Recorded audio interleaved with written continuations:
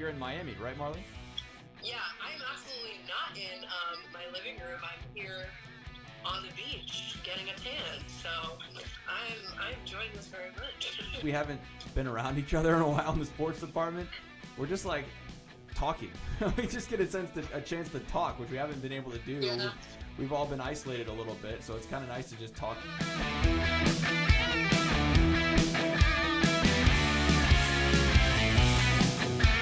Welcome to the WCIA 3-in-1 Sports Podcast. Bret Beherns in the studio here along with Craig Choate and Marlee Wierda. They are working remotely once again, and we're trying this on Zoom today for those of you just listening to the podcast and all of our podcast players. Thanks so much for tuning in.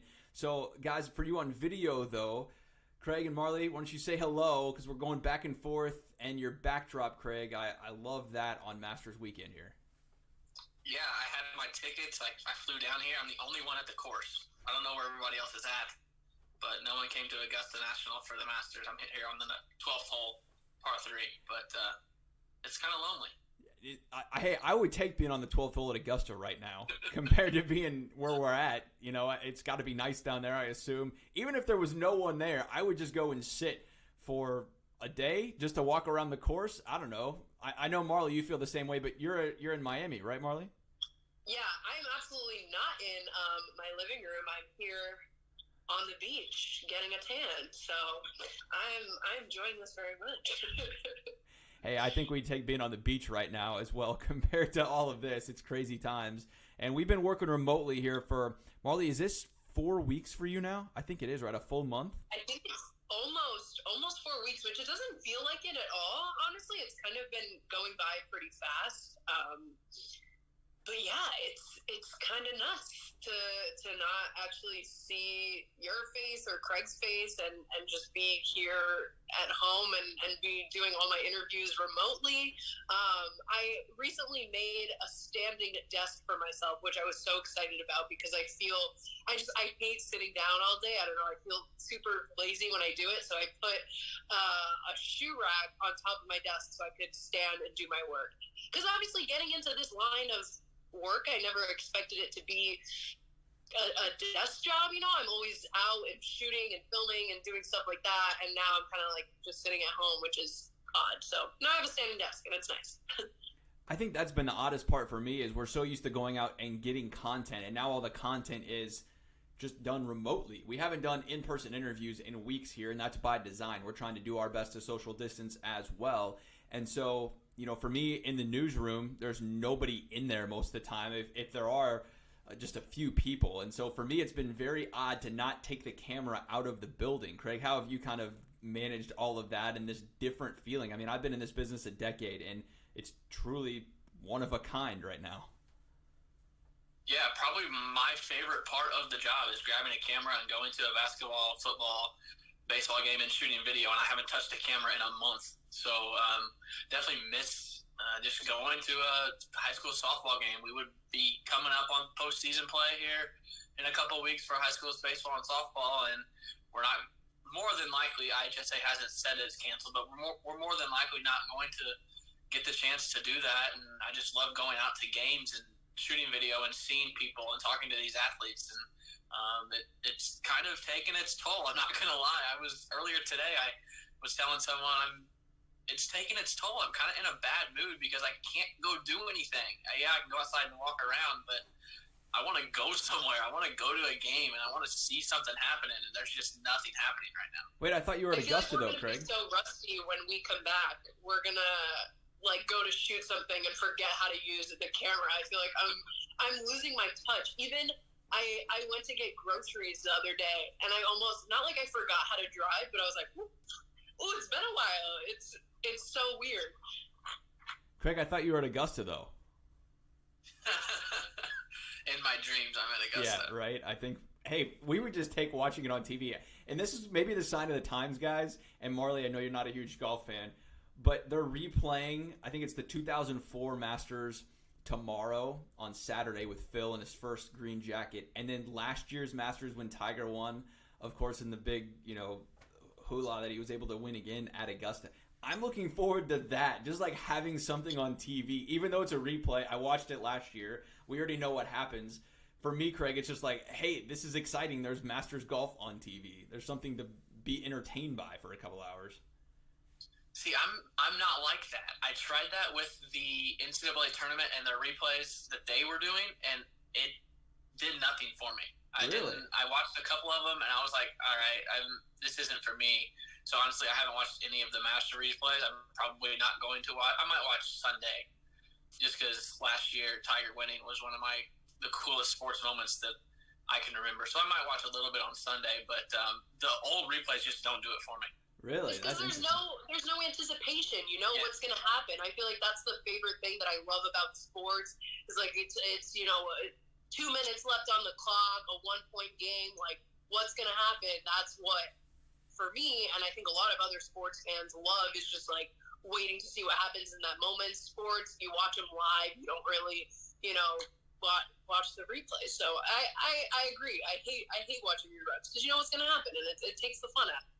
And I agree with you guys on that. The thing that I can't agree with is that it's been a month of isolation and doing things differently in this social distancing. And by this point, I'm just ready for something on TV, even if I know what it is. And for me, the Masters holds so much prestige, and it's just the tournament that I look forward to watching every year. For me, it's like, okay, there might be a couple of tournaments before this I'll tune into, but on a weekend or even during the week, it's like, oh, I got to check the scores. Once Masters week comes around, I'm like, hey, where can I get the stream of the 12th hole so I can watch on Thursday at 12 o'clock during lunch or something? I don't know. And I feel like I'm maybe in the minority of that just a little bit for some people, even golf fans, but the Masters for me is just a big moment of the year. Like, hey, spring is here. It's Masters time. I'm ready to get out and golf. I'm ready to get pumped up. So I don't know. It's all good, but I do agree with you guys that you mentioned there.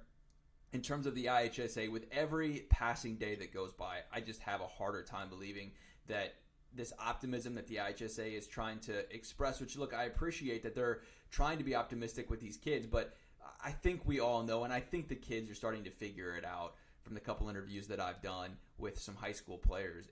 This is just not going to happen, and that's unfortunate, and I feel terrible for those kids. Yeah, it's for a lot of them, it's the end of the road. For those that aren't going on to college, like this was their last shot to play their sport. I talked to Kenley Nettles this week, the Arthur Lovington, Atwood, Hammond track and field athlete, and she she was staying really positive that they still would be able to have their season, and I think that's the only thing you can do. I don't think any of the high school athletes are really going to like give up and be like, oh yeah, whatever, screw it, we're not going to have a season, I'm just going to not train. I mean, for her, she's going to Iowa, so she's, trying to keep up with in that sense. But the positivity and the optimism is refreshing. I know she really wanted her chance to go and compete for 5 more state medals. It was, she had her eye on. So it's definitely disappointing for athletes like her who had the chance to break these school records and likely just won't get the chance. And that's disappointing, and it really is unfortunate, but it's not like that there are some kids that are competing and some not. I mean, everyone's in the same grouping, and that's just kind of what we're dealing with here in 2020. And 20 years from now, I think we're going to still be talking about this and remember this for maybe some negative reasons for us sports fans. The reality is it's way bigger than sports. And so, last night Illinois had the blue lights shining at Memorial Stadium and State Farm Center. That was great to see as we continue just to support all the frontline workers and medical personnel as they're trying to battle COVID-19. All right, we've been talking for a few minutes here, guys. We haven't even brought up Kofi Cockburn or Ayo Dosunmu yet. Kofi, I think, shocks a lot of us this week when he announces that he is declaring for the NBA draft after just a freshman season. Craig, what were your initial thoughts when you saw that this week? Initial shock, yes, but it only was shocking for about 30 seconds because a guy like that, he's going to go to the NBA soon, probably after next year. And so with the rules today where you can declare yourself, you can get evaluated, you can get all of that feedback, and the people who you care most to hear from, the people in the NBA, can tell you, all right, we don't think you're ready, but if you do this, this, and this, go back to college and do those things, you can come back next year. So you'd be stupid not to go through that opportunity and go through that process. So everyone's freaking out. Oh, Kofi declared for the NBA draft. I mean, I looked at the ESPN full mock draft, all 60 picks. He's not on there. Io's not on there. I looked at the big board, the rankings. Io's the 84th ranked player in this class by ESPN. Kofi's not even in the top 100. So the likelihood that both of them are coming back, I think, is pretty high, honestly. With the longer it goes, the more I think as far as the Kofi decision we're talking right now, it's not a surprise. He's going to go to the NBA. He's going to come back to Illinois next year with all of the knowledge of what he needs to work on. He's going to work on it, and he's probably gone after next year.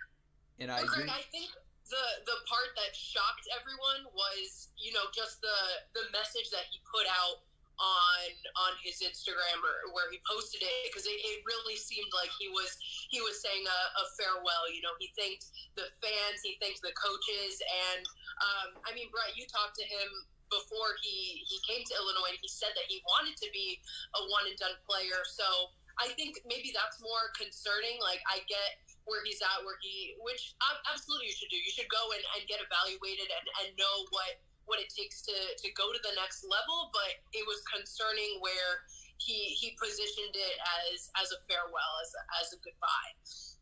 And let's break this down, because this is interesting to me, and I think there's so many different dynamics in this that play a part into it.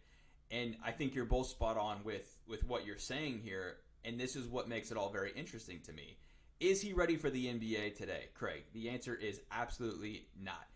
There's a reason he's not on the top 100 board now. Maybe he just declares this week and surprise some people, and maybe he just wants to get evaluated, and he should. I think he should get that opportunity. You can only declare for the draft twice, but he knows that next year he's going to, pretty much go anyway. And I think that's what most everybody was assuming, that he would come back and continue to develop some skills, continue to develop a jump shot, continue to develop maybe some other portions of his defense and guarding some ball screens and some different things that he was really exposed on this year. At the same point, is his stock going to be better next year? I think it has the potential to, but he's Big Ten Freshman of the Year. He averages 13.3 points per game, 8.8 rebounds per game this season. Really showed his potential and what he could do, and he's only been playing basketball for a handful of years. I understand it from both senses. Craig, my hesitation in all of this, and I've been asked a lot this week by several different people, what's Kofi going to do? And Marlee, you brought it up right there. It wasn't leaving the door open to come back. And maybe that was his intent, maybe it wasn't. But a kid that's coming from Jamaica, and he told me he didn't have a great upbringing. His dad died when he was younger. He wants to provide for his mom, who came to the States ahead of him. Look, all of these things, I think, play a part. I'm almost under the assumption, Craig, that he's just going to go because he wants to make some money. And maybe that is in the G League. And maybe that's fine with him. Yeah, you can't fault him for that. I'm never going to fault a kid who wants to make money and start their career for going and starting their career. If that's what he wants to do, that's what he wants to do. As far as his stock goes, I think there is, to a certain extent, his stock probably might not go up very much, just because a guy like Kofi Cockburn doesn't fit in the NBA right now. So, like no one is drafting the big 7 foot, 300-pound guys, because they don't fit in the game where everyone wants to shoot threes. So, honestly, his stock probably can't go up too much than what it came from, than what he did this year. So maybe that's what he's looking at, is that, okay, I don't fit in the NBA, might as well go now. Whereas if I'm not drafted, I might not get drafted next year either. So it's interesting. I don't think he's ready, but I can see where he would want to stay in, because it's getting paid to play basketball, and I'm not going to fault him for that. No, and I don't think anyone's going to fault a guy for going to make some money, right? Like, hey, if you have that potential, and if he gets just one team to buy into him, and if he gets that into some evaluations of like, hey, we have an extra draft pick in the second round, we're going to take it on you, we want to develop you. Because, look, the NBA draft, for what? I don't know, put a number on it. 75% of the guys, maybe that's a little high, 50% of the guys, it's all developmental anyway. Like, especially in the second round guys, right? Like, hey, we'll just throw a pick at it. Maybe it sticks, maybe it doesn't. And if we throw $1 million at him, whatever, that's fine. What's that to an NBA team? It's not like it's that big of a deal. But for Kofi, that'd be life-changing money, right? And I feel like it's different than Iowa in that sense, where Iowa's looking maybe more long-term. And I don't want to speak for Iowa or Kofi, because we haven't talked to them directly. But like, I have this sense that Io's playing like more of a long-term thing. If you handed Kofi $1 million right now, I feel like he would just be like, yeah, I'm good with that. Let's go develop and see what happens. Marlee, how do you kind of assess with that, not trying to put, words in their mouth? Right.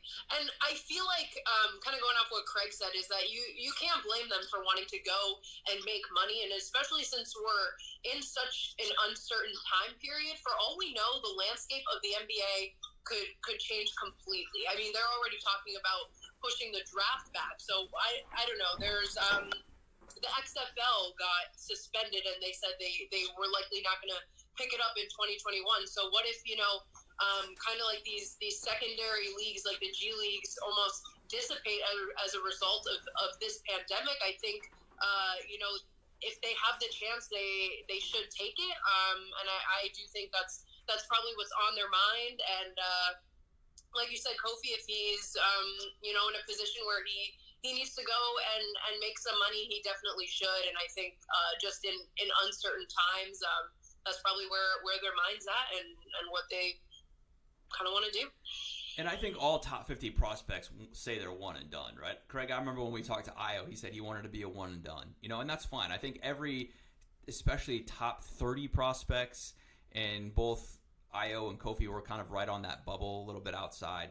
They all think they can be a one and done. Now, the realistic side of it is that's not necessarily the case most of the time. Craig, how much in your eyes does this indecisiveness of if there's going to be a combine, not if it's going to be delayed, but if there's going to be a combine at all, and if the NBA draft I read today isn't until August, how much does that play into these guys' decisions in your mind? I think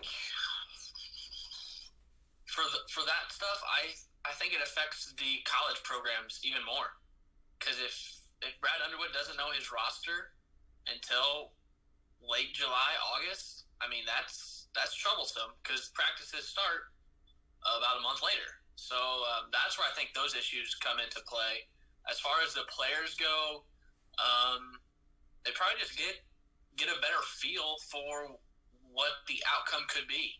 The longer it goes, the more people you can hear from and say, we might take that late round flyer on you, or we might give you this feedback, and it might be best for you to stay in college. So I think the longer it goes, the more feedback they can get and the better decision they can make. And I think there's also, this could be like a positive thing for the program, but a lot of negative things as well. Because, okay, let's say, Kofi goes to NBA next season, Brad Underwood can position it like, okay, look, we developed this one and done players. It'll probably bring in more 4 or 5 star recruits, but at the same time, programs are usually built around players that are there for 3 or 4 years. So in that sense, if Io's gone, if Kofi's gone, I'm pretty sure Brad Underwood was probably planning for Kofi to be there at least another year. And then I think this affects Adam Miller as well. If he has, the regular signing period hasn't started yet, but I think that's in a couple weeks. But he has till the beginning of August 1st to sign. And then if the NBA draft gets pushed back to August, whatever, that just lights everything on fire and can cause for, just so, like, what if, okay, Io goes to the draft, but then Adam Miller doesn't sign and goes elsewhere. I think there could be so many issues that arise because of this, and just all of the postponements and the uncertainty, and it's stressful. Right, and the biggest thing to me, guys, is, okay, let's say they push the draft back to August 1st. Let's just put a date on it, okay? Are they also going to push back the declare date? I think that will be a big determining factor in this. So right now it's June 3rd, right? They have to be declared whether they're going to stay or come back by June 3rd. But let's say that date doesn't change. Well, that also provides some leeway for, all these college programs to know what they're going to do at that time. Now, if that changes and that draft day is 10 days, or that declare date, which I believe is 10 days before the actual draft, if that doesn't change and that's still 10 days before the actual draft, that's where we're going to have a whole lot of problems here, because these college coaches are going to put up a huge stink. They're not going to know who they're going to have on their team by that time, and I think that's really going to be a game changer. The interesting thing, and I was thinking about this on the way in today, if you're Kofi Cockburn and you're looking at, let's just take the other Big Ten centers or the other Big Ten forwards around the league. I don't know if I'm an NBA team, are you taking Kofi ahead of Luka Garza? Are you taking him ahead of Daniel Oturu? You're certainly not taking him ahead of Jalen Smith. I mean, when you start to look around the league, are you taking him, ahead of Xavier Tillman? I'm curious your guys' thoughts. Craig, you go first on, where does he stack up even in the Big Ten for the next level? Yeah. Oturu, Garza, Tillman, Smith. Those are all guys that have better pro projections than Kofi probably because they can step out and they can shoot from some beyond the arc. And that's something that Kofi can't do. So I think he has to take that into consideration, that he's already the 6th, 7th, 8th option in the Big Ten. He also has to look at that okay, well, if that's the case in this NBA draft, if I come back to Illinois next year, that means I'm one of the top 2, 3, maybe the best post player in the Big Ten. So I think he has to evaluate all of those options before he makes his decision to stay or to pull his name out. He's great in the post, but the guy can't make a jump shot to save his life. I saw maybe 1 or 2 distinct mid-range jumpers that I can remember, and I think he needs that to go to the NBA, and especially when he's going to be on so much more of, I guess, a level playing field with them. Because he's the biggest guy on the team. He's one of the bigger guys in the Big Ten. But when you go to the NBA, that's everyone. You're playing. Everyone has the same level as you, and he's pretty much at the bottom of the totem pole when it comes in that sense. So I think, what was even the question? I forgot. I'm rambling on with this. We were just talking about how you compare. He has a lot to work on before going to the NBA, and compared to just the other Big Ten players, he's definitely up there, freshman of the year, and of course when he's playing teams like Nicholls State and Lindenwood and these teams, the non-high major teams, obviously he's going to put up 20 plus points, but we didn't even get to see him outside of high major Big Ten teams. They didn't go to the tournament, so who knows how he was going to perform against the SEC, the Pac-12 teams that have some good players as well. So I think he kind of missed that in a sense to showcase what he could have done at the higher level, which I feel was a little bit of a stepping stone to get to the even higher level, which is the pros and the NBA. And I think that's a big missed opportunity for both Io and Kofi. They needed a stage to go out and play and face some other competition than the Big Ten in a more recent setting, not just the non-conference play that's 3 months old at this point. But if I'm an NBA team and with where the NBA is now, I don't think I can pick Kofi even ahead of Xavier Tillman. And that it's not a knock against Kofi. I just think there's a different sense and a different style of game in the NBA, and I'm just not sure where he fits on that. And that leads us into Io DeSumo. Are you guys surprised, Marlee? Are you surprised that he hasn't said anything yet? It's April 10th at 3:15 p.m. right now. I would have expected at least some kind of announcement by now. Where do you guys stand on that? Yeah, I was surprised that we heard from Kofi at all. And first of all, that it was Kofi before Io. But at the same time, I kind of know he likes to plan these grand announcement type things with the directed videos and all those kind of edits. We saw that when he announced that he was coming back to Illinois for another season. So maybe there's just some kind of video in the works that he's waiting to release at the right moment. He probably has made his decision yet, but it's a matter of how he's going to announce it and tell everyone. Craig, what about you? You surprised he hasn't said anything yet? Well, that's what I was just looking up on my phone. Last year, he announced he was coming back on April 18th. So 18th or 19th, one of those days. So we're still about a week away from when he made his decision last year. But like Marlee said, He released that video last year that had some production value to it, so he knew his decision before he announced that. So he's probably getting to his decision right now. But last year we were under normal circumstances. This year everything's just so unknown. I think he might wait until up until the last. If he doesn't have a clear-cut decision in his mind, I think he might wait up until the last minute. Now, if he's leaning one way or another, if he knows his decision, then why wait?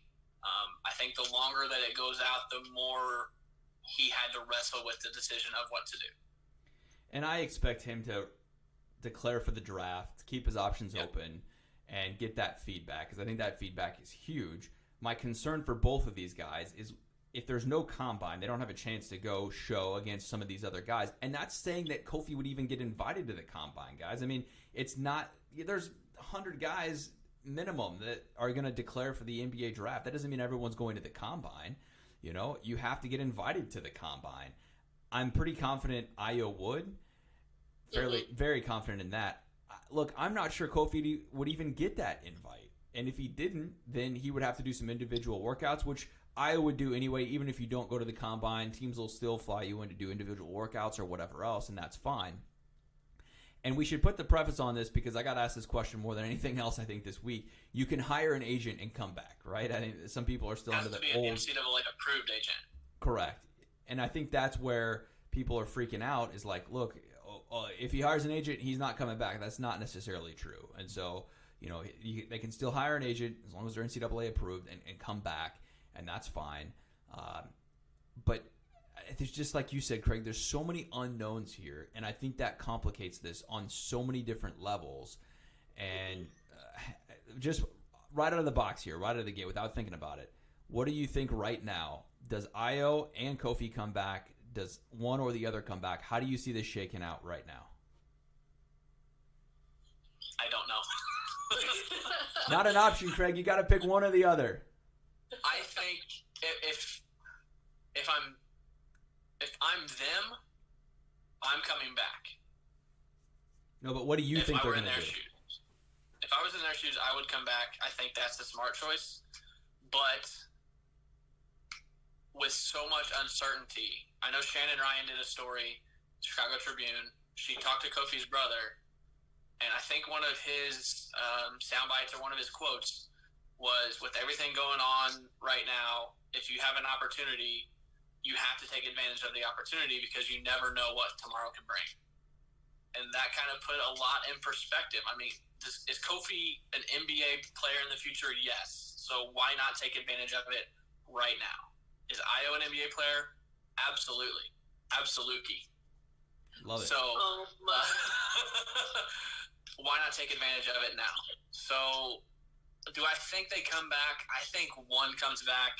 I don't think both come back if I'm talking from the head. Yeah. Marlee, what do you think? I think it would be really interesting if Ayo comes back and Kofi doesn't. That would I feel like that would be the thing that nobody would expect to happen. But I can also see them both leaving. I mean, if you have the opportunity, you should take it. That would kind of suck for the team and for us to cover. Maybe they won't be as good next year without the two of them. But to have one of them back would be great for the Illini. But I think it would just be interesting if Ayo stayed and Kofi was out of here, because Kofi, he kind of gave his farewell. He posted on Instagram. He thanked his family, his friends, the fans, the coaches. It seemed like he was out of here, and we've yet to hear from Ayo. So if we're just going off, with what we have today and the facts that we know right now, that could be possible. I think you both dodged the question completely, which is fine. I answered it. Craig answered it at the end after a little bit of I don't want to speculate. We professional don't know. TV. But that's why I asked you what you think. I think that Ayo leaves and Kofi comes back. With the facts that I have currently right now, with the tools that I'm giving and the clues that I have, that's where my noggin's at. So right now, I'm saying with what we know, Kofi is leaving and Ayo is staying, because Ayo has yet to say anything, and Kofi basically said sayonara. So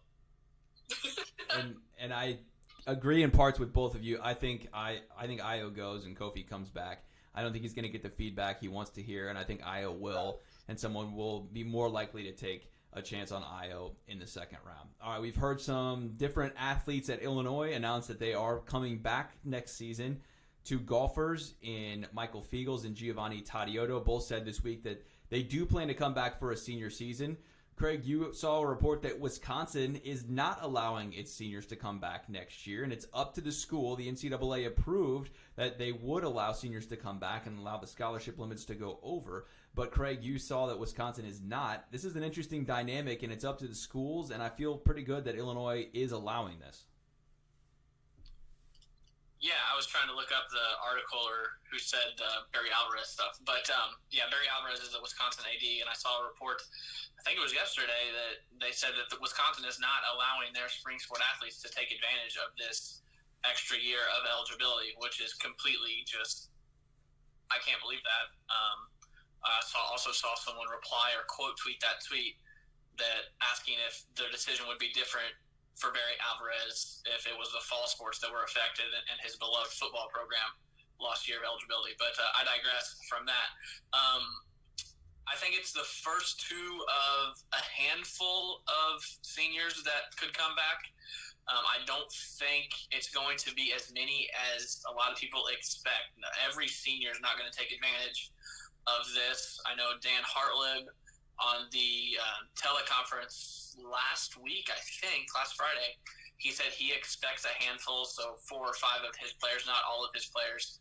But for the men's golf team, I mean, they are going to be stacked. I mean, this year was supposed to be their year because Fiegels was a senior, Tadioto was a senior. They got a really, really good freshman, Jerry G, coming in. He was second in stroke average behind Fiegels before their season got canceled. So I think everyone's back. Baumgarten, he hasn't made a decision, right? Have not seen anything from him, no.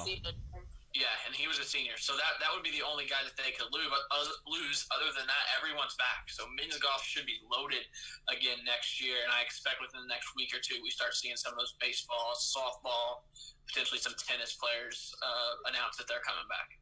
And I think it kind of depends on the sport, too. I feel like the golfers are really in a position where, like, getting an extra year isn't going to hurt them. I mean, people have golf careers well into their 40s, so it's not like, you know, these kids are 20, 21 years old and, like, they need to start their professional careers now. They might as well should come back, get a master's and whatever it may be, get some extra experience before going on and being successful. But, you know, baseball is where I think it might start to be just a little more tricky. Tennis even, when the prime of their professional career would be kind of a couple of years out of college and then they're done. So I think as far as baseball, I wouldn't really even be expecting a lot of the seniors to come back if they really did have a chance at the draft. But then again, you know, these are uncertain times. Will the draft be postponed? All these kind of different things. So it's hard to say, but I'm just kind of on the stance of, you know, it depends on the sport. But then there's kind of the issue of, okay, if seniors are returning, what does this do for the incoming freshman class who maybe thought that, you know, they were going to get some playing time, and, you know, here's the starting pitcher returning for another year, and this freshman wanted to come and kind of take that role. So and as far as that sense, it definitely complicates things. But I know when I was talking to Dan Hartlib, like immediately after the season got canceled, he said that he's like, this is how I want my recruits to be. Like, I want them to come in and feel like they're not guaranteed a spot. I want them to be competing for a spot always. So I think I really like that perspective as a coach, that, okay, even if you were, you know, expecting this player to be gone, doesn't matter. You got to compete for your starting role no matter what. I think the coaches will love it as long as they can figure it out scholarship-wise for that exact reason, Marlee, because they want the competition. They want their program floor to be raised. They want that, you know, feeling that nobody's spot is safe, you know, that they're able to come in and get better because of that. look, for the player, I think it's maybe not the best thing, but the cream rises to the top every single year, and you're either good enough or you're not, and that'll all figure itself out in one way or another. It's just an interesting time, and I'm not going to fault a kid either for wanting to go and start his life. I mean, how does Alex Kovacevic, right? Is that how we said it? I always stumble on that still. We wanted to call him Kovacevic for years. Kovacevic. If he wants to go start his professional tennis career, then go do it. If you don't, and if you're not a next level player and a pro, and you have an internship or something, or you have a job lined up, no one's going to blame you for starting that, going and making some money in a professional career either.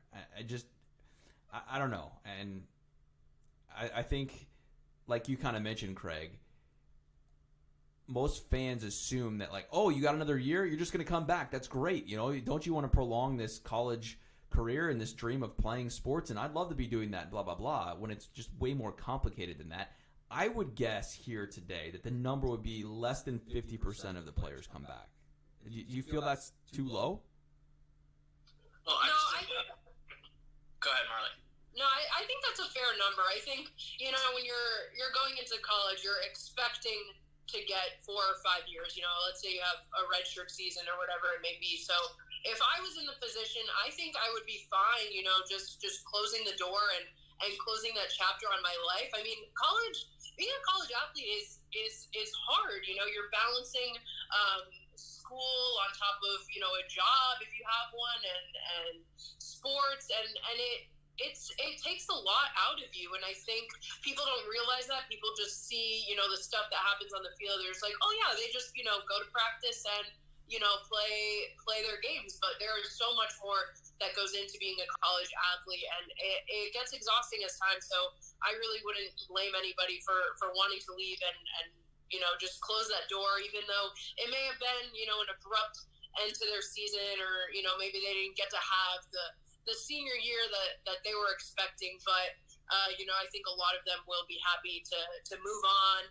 Maybe some of the players who had a redshirt season, they're older, they're kind of like, they're tired of the college lifestyle. So I wouldn't expect too many to come back. Yeah, I've been looking up the Illinois rosters here over the last couple of minutes while you've been talking about this. And there were only 5 baseball seniors, 2 softball seniors, 4 men's tennis seniors, 1 women's tennis senior, and then 3 men's golfers, and then just a couple women's golfers. So overall, honestly, there weren't that many seniors for these spring sport programs. Women's golf had 1 senior. So again, I don't think very many of them are going to take the opportunity. Bret's 50% question, probably less. Yeah, I would say probably less. Just because all of their careers are ready to get started. Some of them probably have a degree, they probably all have a degree, some multiple degrees, so they're probably ready to get out in the real world and start making some money and start living their life. So, yeah, I would say less than most people expect will come back. And you have track in there too, Craig, but the track scholarships are so few and far between that do these athletes want to pay their way to come back again? Maybe they're only getting a 10%, or maybe they're only getting books, or, there's a lot of those out there, especially in track, where the scholarships are just not there. That to me is the biggest thing out of all of this, is if you're not on a full ride, which most spring sport athletes are not, especially the men's sports, are you willing to pay more into college in this uncertain time where you don't know what's going to happen with the economy or whatever else, and invest more money in your education? For some, that may be yes, but for a lot of people, I don't think that's going to be the case. Yeah, and that's something that NCAA said was your scholarship can equal to what you were getting the previous year, or it can go down. So if Illinois doesn't have enough to cover the extra scholarships that these are creating, then you might get less than you had got your senior, junior, sophomore, freshman year. So a lot to take into account before you make that decision. And the schools are going to be on the hook for a lot of this. The schools are already losing money because of no NCAA tournament, no Big Ten tournament, the revenue sharing, and all of that. Illinois is going to lose money in a sense on this, or maybe they'll break even. Look, I don't think they're going to break even. They may be closer because they're not having to pay travel on, the spring sports, and they're look, I think all spring sports lose money to begin with, right? I mean, maybe Illinois would have made some money on the Big Ten tournament this year in gate. I'm not sure how that revenue sharing works. That's a lost opportunity, and hopefully they'll be able to get that back next year. But I think overall, all the spring sports lose money for Illinois, and as do most sports. I mean, football and men's basketball are really the only two sports that have the potential to make any kind of decent money for the university. But interesting times in it all, and there's a lot to be determined in the next 6 to 12 weeks. I mean, if we fast forward here, let's just say 3 months from now, what does our world look like? Number one, and most importantly for the public health, for everyone trying to navigate their way through this new normal of what this has been in social distancing and isolating and all of that. But number two, and what affects us directly working in sports, is what do sports look like? And how do we implement sports coming back? Will football be delayed in the fall? I don't think anybody wants that, but what's your best guess, Craig, on, and once again, we don't have any answers here, but 3 months from now, are we still in this same kind of holding pattern, or where do you think sports will be at? I wouldn't say we're in the same holding pattern. I think we'll have started to come out of it. I don't think we see fans in the stands until this is, if not fully fixed, pretty close to being fixed. I think we're going to try and keep fans away from – I think we should try and keep people away from each other as much as possible until we know a way that we can control this COVID-19. I saw a report just yesterday. It's a small sample size. I think they only polled about 800 people. But more than 70% of those people said that they would not attend a sporting event until there was a cure found for this disease. So I think we could see a lot of empty stadiums. Maybe if sports pick back up, a lot of empty stadiums on TV if we were to watch a televised baseball game. I know the MLB has come out, and they haven't come out, but there have been reports come out about some of the ideas they're throwing around, like having all 30 teams in Arizona under quarantine unless they're playing a game. And then today a report that they could split up the divisions and do some realignment and have your spring training leagues be the leagues for the season. Which I saw Michael Finke tweet that we could see a Cubs-Cardinals World Series if that were to happen, because one would be in Arizona, one would be in Florida. But I think everyone's just trying to figure out the best way to get sports back, because the country needs something right now. And if sports can come back in a safe way, I think that could bring a lot of people's spirits up. Yeah, but I think where we are right now, things are still very fresh. We were just recently put under this stay-at-home order, and we were supposed to be out of it by now, but then they moved it back to April 30 or May 1st or whatever it may be. So I think this is almost, the sports way or the government's way of slowly easing us into this new normal that we're experiencing. Let's say a couple months ago, if they were like, oh yeah, you guys are going to be under lockdown for 4 months, I think just these little stepping stones, okay, another month, which is, I think, what we might start to see with sports. And I'll be really interested to see how fall sports fit into this, because how far can they really postpone the fall sports season? I mean, especially football. Are they going to be playing in February? I mean, I guess the NFL plays in February. I was more concerned about us, having to shoot a football game in, negative 15 degrees. But, okay, then think about it. Okay, these fall sports get pushed back, and they're playing, the last game of the season in February. Then what does that mean for their spring season? Then what does it mean for the following season? Are they going to turn around, take a month off and then come right back in for spring ball? I think it's just like a domino effect. And I think really it's kind of in the hands of almost the NBA and the MLB and almost like the European, soccer leagues to see what they do, because Europe is is in this situation as well. I know they're kind of like 2 weeks ahead of us, so maybe once we see some of the sports over there resume, the United States will kind of follow suit, and I think that's what will happen with some of the pro organizations here in the States, and what will happen with them will ultimately decide what's going to happen for college and high school and all that. So I think there could be, though, a possibility of the high school sports resuming earlier than college sports, just because they are on a smaller scale. Less people are at the game, so it's just kind of all up in the air right now, and I think we won't really know more until the summer is my guess. Which is why I put 3 months from now, and that puts us into July and figuring out what the fall might look like. And they're going to have to figure out contingency plans well before July. But even in July, and this is just me foreshadowing what might be to come, I don't know if I want to go to a game.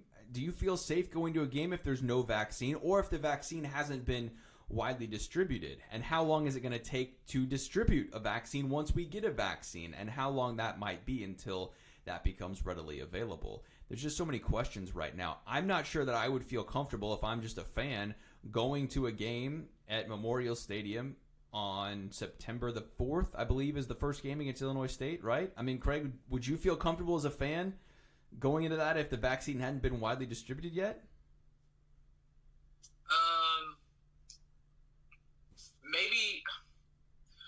I don't know if I necessarily need a vaccine to be distributed, but I would need to see numbers of cases, or I would need to see the numbers of everything go dramatically down, for sure. Maybe not necessarily a vaccine or a cure for me, but I would definitely need to see a lot of improvement that we have this under control before I go. And even if I did go, I would try and sit as far away from other people as I could, probably.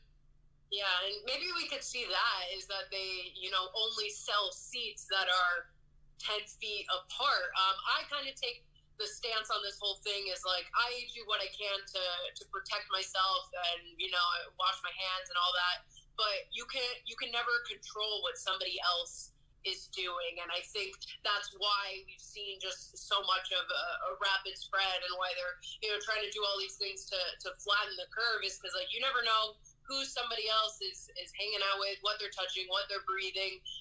And I think that's scary in the sense of, thousands and thousands of people in a stadium.